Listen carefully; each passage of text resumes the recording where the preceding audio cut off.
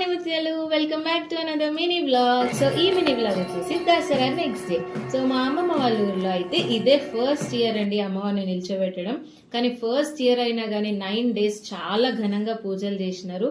So 11th day కూడా అలాగే morning పూజలు చేసేసుకొని మంగళహారతి ఇచ్చేసి కాసేపు భజనలు చేసేసుకున్నాం.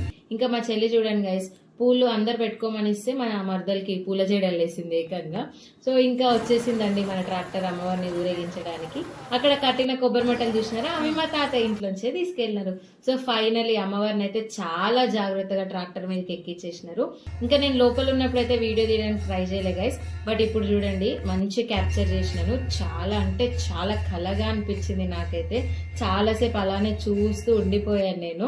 ఇంకా నెక్స్ట్ అయితే బండిని మెల్లగా నీళ్ళారబోసి కదిలిచ్చేసినారు అనమాట. మేమైతే ఒక స్టేజ్ ఉంటుంది గైస్ అక్కడ, దాని పైన కొంచెం నిల్చోడానికి ప్లేస్ ఉంది అంతే. అక్కడ అందరం నిల్చొని మంచి పై నుంచి చూస్తున్నాం, మొత్తం పై నుంచి క్యాప్చర్ చేస్తున్నాం. సో అమ్మవారు ఉన్నన్ని రోజులు 9 days ఫుల్ గా భజనలు చేసినారు. ఆ భజన అంతా మా మావయ్యనే నేర్పించింది అనమాట.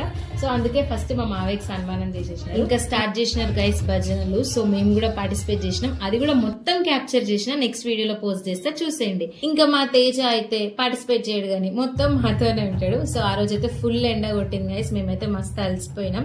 ఇంకా కాసేపట్లో మా అత్తమ్మ వచ్చింది, తన దగ్గర చెక్క భజనలు కూడా ఉండే. ఇంకా వాటితో కూడా నేను ట్రై చేసేసిన. ఇంకా లిటరలీ లంచ్ టైం అయిపోయింది, మాకైతే అస్సలు ఓపిక లేదు. ఇంటికి వెళ్ళిపోయి ఫ్రెష్ అప్ అయిపోయినాం.